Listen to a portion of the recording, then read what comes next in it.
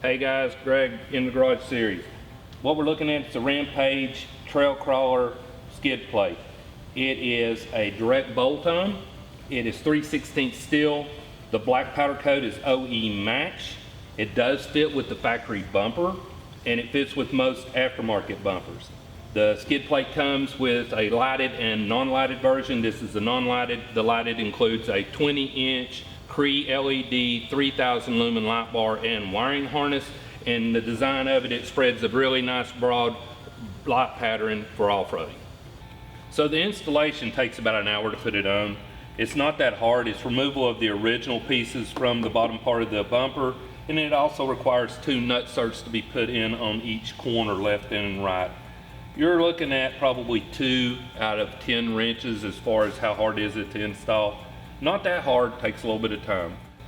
So if you want to know more about the Rampage Trailcrawler, make sure and check out the description below. We'll have the part number for both the non-lighted, like we have here, and the lighted. Also click the dealer locator link.